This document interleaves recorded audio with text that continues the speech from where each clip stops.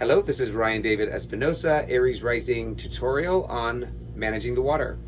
So Aries Rising uses 2 water tanks that need to be refilled, and how you know the water needs to be refilled is that the sink is running well now, but it'll start sputtering. So you'll start getting air and it won't be as smooth as this. When that happens, what you do is first turn off the water pump. If you leave on the water pump, it'll continuously try to create pressure in the system, so you want to turn it off so it doesn't burn it out. So the switch system is in this cabinet right above to the sink. You open this door, it's gonna be the second column, fresh water. So you just turn that off. And if you wanna go to the beach or you're gonna be gone, it's fine. You don't have to fill the water tanks immediately as long as you turn that off. So that's step number 2. And you'll notice in the shower, you'll start losing pressure and it'll start sputtering. So then what you do is when you want to fill the water tanks, let's say you go to the beach for 2 hours and then you're ready to come fill the water systems to make sure that the sink has the sink has water, the toilet has water, the shower has water. You come back, up in this cabinet here, next to the door, pull out this green key, and this is the key to open the valves on the outside. So we'll go outside, and very important is knowing which hole to fill. This is the water, this is the gas. So very important not to put the water in the gas. So water is here, it's very clearly marked, gas is here. On the other side is the waste, which we'll cover in a later tutorial. So what you do, we'll let you get a close-up. This is the key.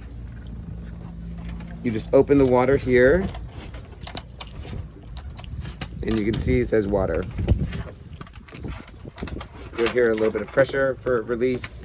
You put the valve there, and then you come onto the dock.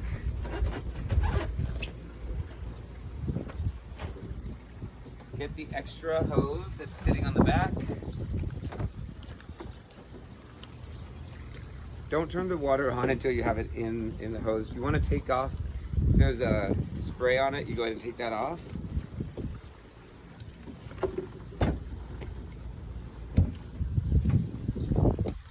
Also very important whenever you're coming on and off the boat to make sure you use these handles, not to jump, because sometimes the surface can be wet and you want to make sure that you're always being very safe when you're boarding and unboarding the boat. So we're going to get this hose. Stretch it across. What you want to do is get it and put it down a few inches so that it's secured in there. It doesn't come flailing loose. Then you come across, and there's 2 nozzles here. This one, make sure these are off. This one has a double, so you make sure that they're turned off here.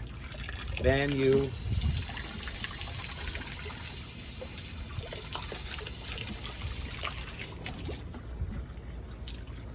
maybe it's that way.